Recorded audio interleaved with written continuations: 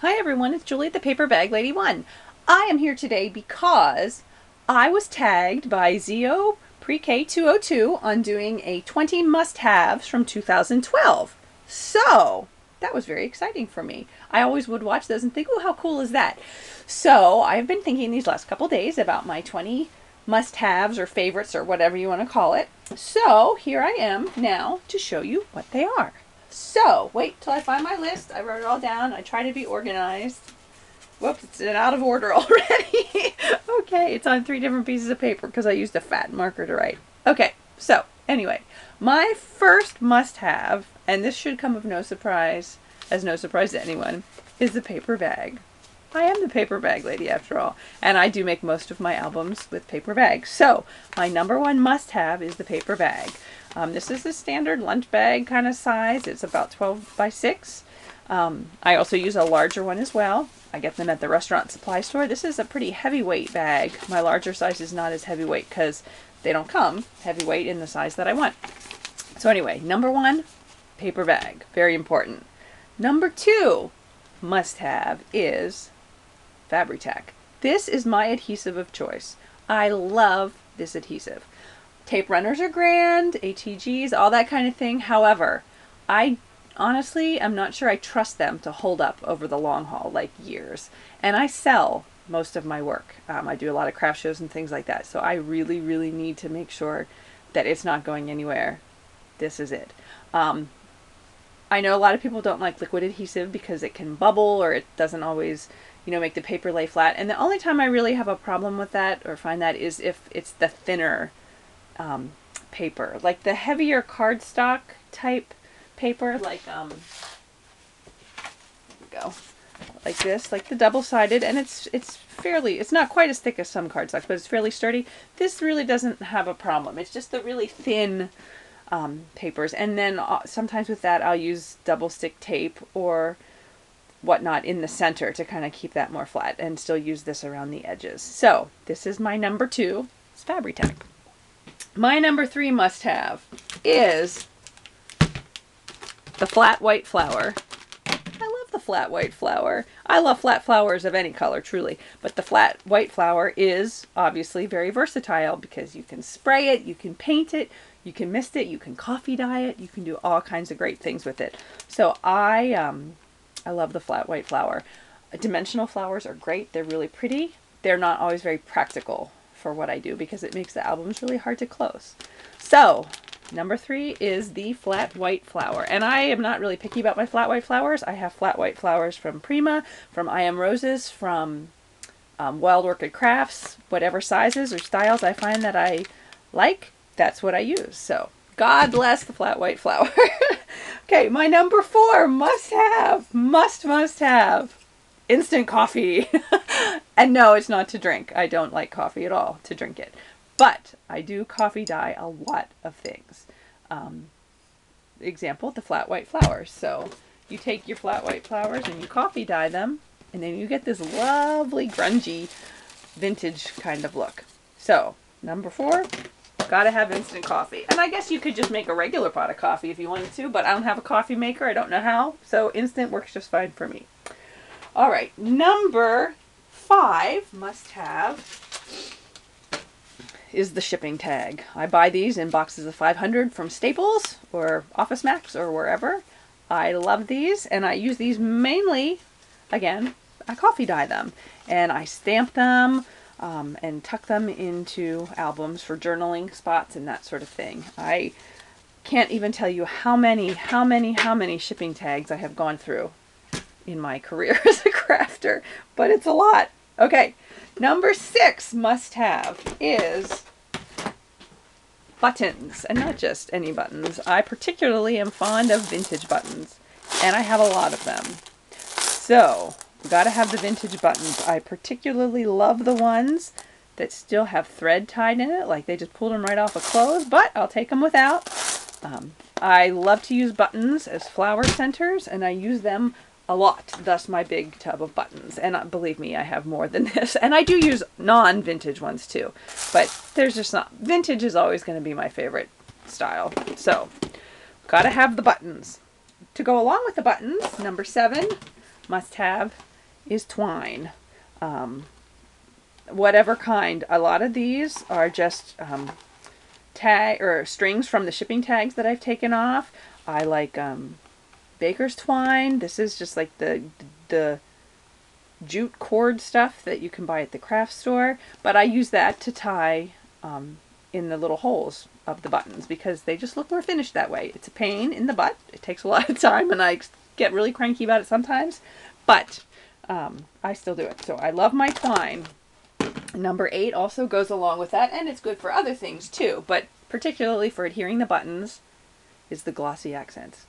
Love the glossy accents. Up till like a year and a half ago, I didn't even know this stuff existed. So this is wonderful. I love it. Glossy accents. Okay, number 9 must have is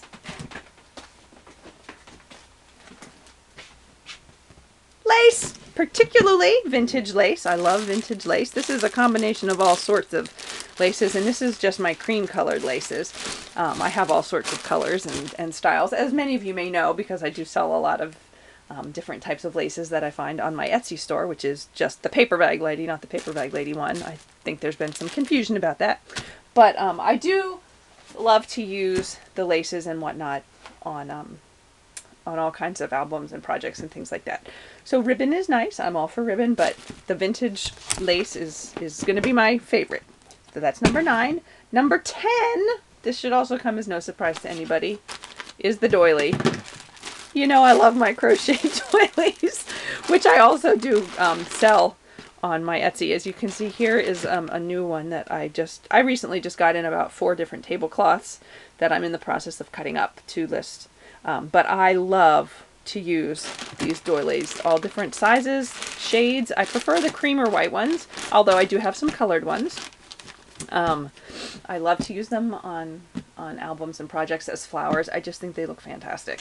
So that is my number 10 must-have, is the doily. Going along with the doily, my number 11 is this pair of scissors. It's a Fiskars. It says Fiskars Soft Touch, and I don't even remember where I got it. It kind of springs open, so it's a springy scissor. It's very sharp. As you can see, I have, maybe you can't see, I have some boo-boos there from impaling myself with the scissors, but I have found that this is the best way to cut apart these little doilies. If I had to use a regular scissors that didn't spring back, man, I mean, my hands hurt bad enough as it is after cutting apart. Like this particular tablecloth, I think had 2,772 doilies. That's a lot of cutting.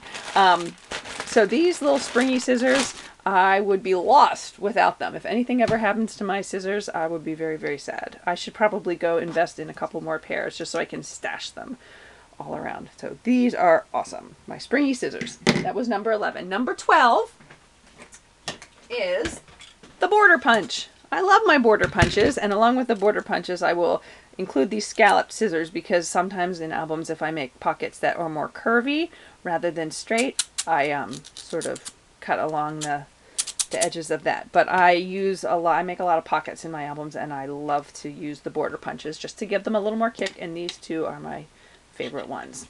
Although I do have many more. Not many, but several more. Okay, number 13. Ooh, let me get it. My number 13 must-have is not a binder. No, it is the swirly stamp. I love stamps in general. However, whoops, there went my twine. I'm making a mess. Specifically, I love what I call swirly stamps, but they're flourishes. I love to use these, and I have quite a few of them, as you can see. And these aren't the Christmas ones. I have those in a separate place. So, gotta have my my swirly stamps. Okay, number 14 is my cinch. I love my cinch. Up until, oh, it wasn't even a year ago, I didn't have a binding machine, and I was either using a paper drill or a paper punch and doing everything by hand, which took a lot of time, but I did it. But now that I have the cinch, I love it, especially because I like to make junk journals. And this is, I'm not sure how I functioned without it for so long. Along with my cinch, obviously you need the binding things, and I use several things.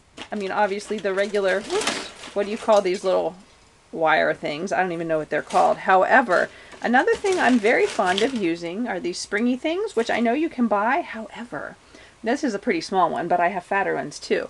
You may remember that I have gotten a lot of things from my daughter's old school. Well, they gave me teacher handbooks and stuff like that too to recycle, and a lot of them came on these wires rather than being bound like a regular textbook.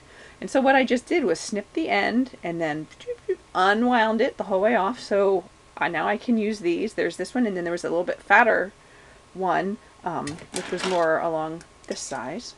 And I have them in a couple different colors, some green, some black. I think there's some white ones. Some of them feel more plasticky, and some of them are specifically, you can tell, strong wire. They're great, and I mean, it didn't cost me a thing, and obviously not everybody has access to that. But even if you hit your Goodwill or your thrift stores, you can sometimes find spiral bound things, and then you just snip them and untwist them, and there you go. And then I also like to use book rings along with the cinch, because sometimes things are just too fat. So there you go. That was, what number was that? That was number 14. Let's move Mr. Cinch. Number 15. Because I enjoy making junk journals so much, I put all sorts of different things in it, but this is the one thing that I could not imagine not having for my junk journals, is basically the ledger paper, the columns, that sort of thing. I like the vintage, I like the new. My book is upside down, but anyway, you get the general idea, is that I love my different ledger papers. Number 16, must have, is games. My children's games. I love children's, well, they don't all have to be children's, but a lot of games are children's. But I mean, all different sorts. I love bingo. I love like memory match. This is a interesting thing that I think you had the two pieces and they fit together, although the duck and the chick don't go together. But anyway, I have drawers full of cards, playing cards, puzzle pieces. I love puzzle pieces. And of course, my children's card games, the thing that I must have, like 7, 8, maybe 10 10 boxes of. I love to use these in albums. They're great in junk journals. Yeah, they're a lot of fun. So I must have children's games. Going along with the children theme, and it doesn't just necessarily have to be children, is that I must, my number 17 must have is books. The old book. The older the better. I love books, all kinds. You know that I have a thing for children's books, and that I love to do those albums, so gotta have children's books. And dictionaries. I'm a big fan of the dictionary. This is a children's sort of dictionary, but I have children's dictionaries with pictures like this. They're great to use. I have regular dictionaries. I must have 35 dictionaries in this studio. It's kind of pathetic. This is just an old copy of Shakespeare, so just old books of text. And this is an old math book. It's got some equations. It's got chart. I mean, any kind of old book. They're just fantastic. You can do so many things with them. So I love, must have my old books. Number 18. All right, I know I'm going to risk offending people, but my number 18 is Walnut Ink It Up Pigment Ink. I'm cool with Tim Holtz Distress Inks. They're grand. But I got to tell you, I've been using this for a long time, and I love this. It's just so quick and easy to just ink up the edges of things. To be honest, I would give up my Tim Holtz Distress ink before I would give up this. So I know that may horrify some of you, but remember, I've been living in a bubble here in my studio, and honestly, I am the kind of person that I work with what I have. And I've done that for years, which is why I went so long without knowing what a cinch was or knowing what glossy accents was. I will thank the years as a florist for teaching me how to work with my product. But at any rate, this was like one of the first inks that I found, and I love it. It's cheap. It's like $1 or $1.29 or something like that. And yeah, I think they're fantastic. So my apologies to all the other inks out there. There's nothing wrong with other inks, but that just happens to be my personal favorite. Okay, number 19 must-have is not an index card. My number 19 must-have is printable images. And my particular favorite place to get printable images is a seller called Seneca Pond Crafts. And I think you can find her on Etsy. I think you can maybe find her on eBay, but she has a website. It's just Seneca Pond Crafts. You look it up. And she sells all sorts of great vintage, not all vintage, all kinds of images. There's vintage ladies, there's kids, like baby type things. I use them a lot. Christmas, I don't have the Christmas ones here. That's in a completely different tub. But I love my vintage images. Of course, you can also just go onto regular websites like the Graphics Fairy. You can go, what's the one that I go a lot? Karen's Whimsy, I think maybe, has a lot of free images. But anyway, I love them. And then one of my new places that I have found is, I don't see them anywhere in here. Maybe I used them all. It's a seller called Victoria Designs, and it's Vectoria, and I found her on Etsy. And I must have used all of them in one of the albums I did recently. But love them. Love them, love them, love them. So vintage or any kind of printable images, I like to use them a lot. And finally, my number 20. I got down to 20 and I was like, oh man, what do I pick? It was a lot harder to come up with 20 than I thought it would be. I kind of really had to think hard. I mean, there's lots of things I love, but I was like, seriously, what would I be like panicked if I could not have?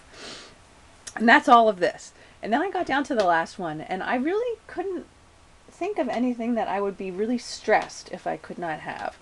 So number 20 is going to be more of this is one of my new favorite things, and I love it. And it is called burlap and muslin. I love to use this stuff in albums. This is muslin that I actually coffee dyed and then ironed. Burlap, of course, you shred it. They look great together. And I used some in some recent albums that you may have seen. And so that would have to be one of my new favorites at the end of 2012 and moving into 2013. So there you have it. So those are my 20 must-haves. If anybody has any questions on any of them, feel free to give me a holler. Now, and I want to thank Zio for tagging me. And Zio, I am so excited to meet you when you come here. I hear you said June now is when you think you're going to be coming. So let us just keep our fingers crossed that when you are here is not the day of mine and Joy's dance recital, because that would really, really be bad. I would really hate that. I think it's June 15th. Somewhere. It's that Saturday right around there. So I'm hoping that is not when you come. But at any rate, as long as it's not then, I will definitely be there. So Zio, thanks for tagging me. And I suppose I need to tag somebody now too. And I think that I'm going to tag my sweet friend Taya, who is Minnescrapper here on YouTube. She does some really great stuff, and she's ventured into jewelry and making lace bags and things like that. And I would love to see what the 20 things are that she must have. So Taya, you're up. Thanks everyone for watching. Have a great day. Bye.